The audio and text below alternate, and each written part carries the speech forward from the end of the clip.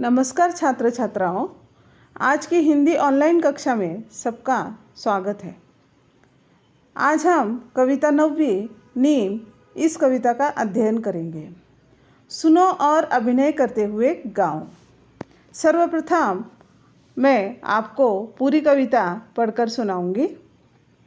ना मैं डॉक्टर, ना मैं ओझा, ना मैं वैद्य हकीम, मैं तो केवल एक पेड़ हूँ, नाम है मेरा नीम। मेरी सूखी पत्ती डालो, ऊनी कपड़े अनाज बचा लो। सूखी पत्ती के धुएं से मक्खी मच्छर दूर भगा लो। घनी पत्तियों के कारण शीतल है मेरी छाया। गर्मी और थकान मिटी जो मेरे नीचे आया। नहीं काटना मुझको तुम, मैं इतने सुख दे देता। सूरज की किरणों से मिलकर हवा शुद्ध कर देता।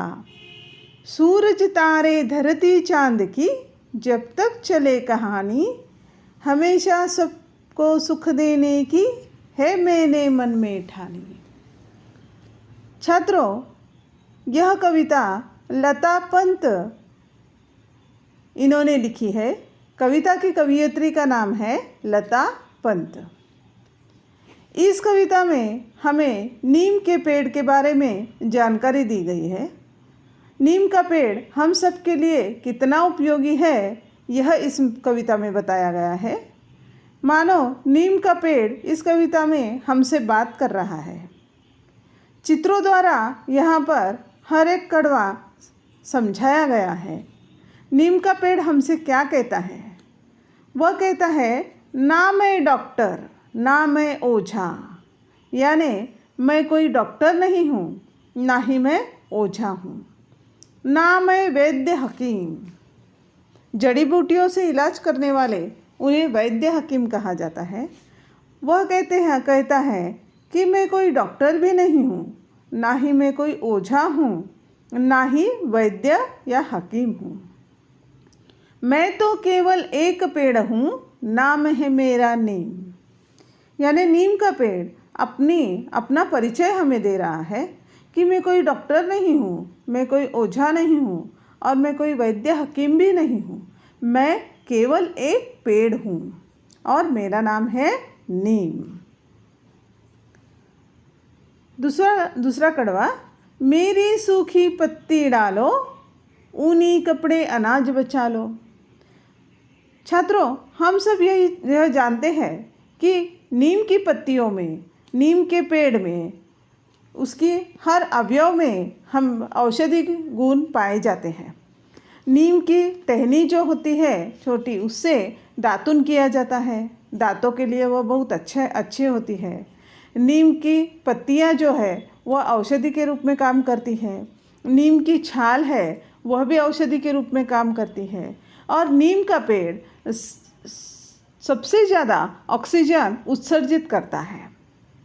यानी पूरे नीम के पेड़ में, उसके हर अवयव में, उसकी पत्ती में, उसकी शाखाओं में, उसकी छाल में क्या होता है, उससे जो निम्बोनी बनती है उससे तेल निकाला जाता है। यानी नीम का पेड़ हमारे लिए बहुत उपयोगी है। वह कहता है कि मेरी सूखी पत्तियाँ अगर तुम अनाज में डाल दो, या ऊनी कपड़े, जो कपड़े हम साल में बहुत कम इस्तेमाल करते हैं, उपयोग में लाते हैं, उन कपड़ों में अगर तुम सूखी पत्तियां डाल दो, या साल भर का जो तुम अनाज भर कर रखते हो उस ज़्यादा के अनाज में मेरी सूखी पत्तियां डाल दो, तो क्या होता है, कीड़े मकोड़े से उनकी रक्षा होती है। यानी अनाज में कीड़ नहीं लगती। और हमारे जो ऊनी कपड़े हैं या जो हम साल में बहुत कम इस्तेमाल करते हैं, वैसे कपड़ों में, वैसे चीज़ों में अगर हम नीम की पत्तियां डालकर रखें तो क्या होता है कि कोई भी प्रकार की कीड़, कोई प्रकार का फंगस उसमें नहीं लगता। सूखी पत्ती के धुएं से मक्खी मच्छर दूर भगा लो। अगर हमारे घर में मक्खियाँ और मच्छरों के बहुत तकलीफ होने लगती है, तब क्या करना चाहिए? कोई कॉइल लगाने से या कोई लिक्विड लगाने से क्या होता है कि बाज़ार में जो लिक्विड कॉइल मिलता है उससे एलर्जी हो जाती है। किसी को वह सहन नहीं होता, किसी को खांसी आने लगती है, किसी को सांस फूलने लगती है। इसलिए नेचुरली नीम की जो पत्तियाँ होती है उन सूखी पत्तियों का धुआं करने से सभी प्रकार के मच्छर, मक्खियाँ और छोटे छोटे जो कीड़े होते हैं उनसे वह दूर भाग जाते हैं। घनी पत्तियों के कारण शीतल है मेरी छाया।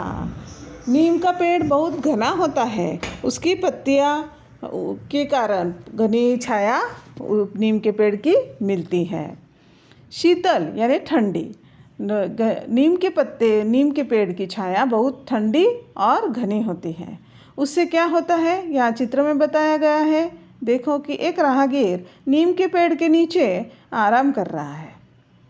उससे क्या होता है, गर्मी और थकान मिटी जो मेरे नीचे आया।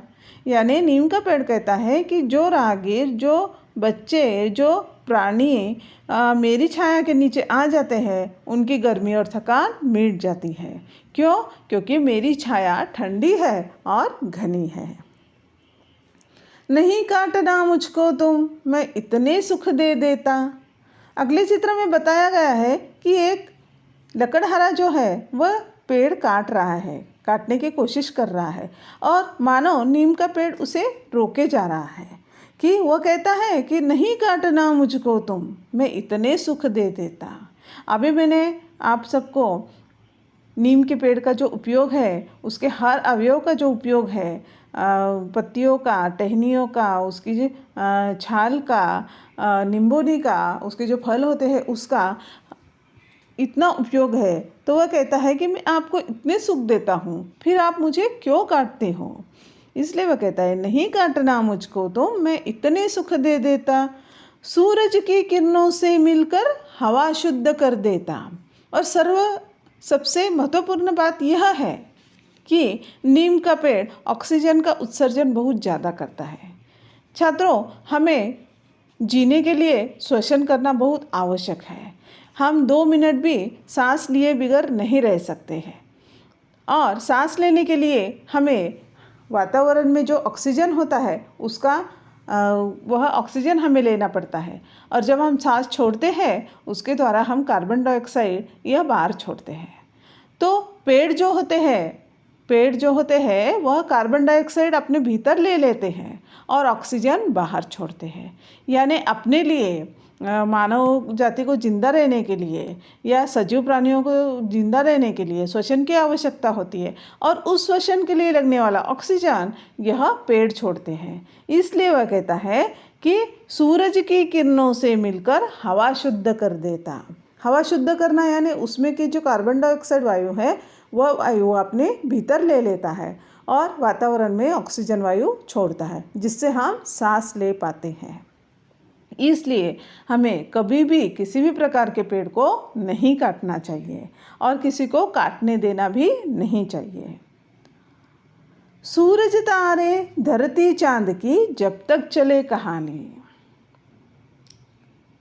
सालों से, अनेक पीढ़ियों से सूरज, चांद, तारे और धरती इनका अस्तित्व माना गया है और नीम पेड़ कहता है कि जब तक यह सूरज है, चांद है, तारे हैं और यह धरती है, तब तक मैं क्या करने वाला हूँ, हमेशा सबको सुख देने की मैंने मन में ठानी।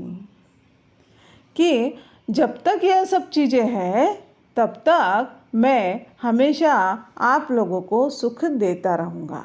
मन में ठानना यानी निश्चय करना। मानो नीम के पेड़ ने यह निश्चय कर लिया है कि वह हम सबको हमेशा यह सब सुख देता रहेगा, हमेशा हमें ऑक्सीजन देता रहेगा, हमेशा हमें हमारा आरोग्य अच्छा रखेगा। इसलिए वह कहता है कि जब तक सूरज, तारे, चांद, धरती यह है तब तक मैं आपकी रक्षा करता रहूँगा और आपको सुख देता रहूँगा। जब कोई पेड़ हमारे लिए इतना कुछ करता है तो हमारा कर्तव्य है कि हमें क्या करना चाहिए, उस पेड़ की रक्षा करनी चाहिए।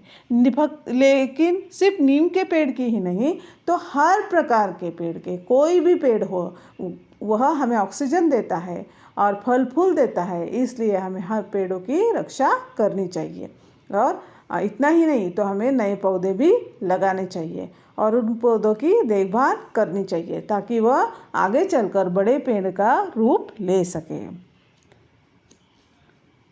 छात्रों, आज की हिंदी की कक्षा यही समाप्त होती है। धन्यवाद।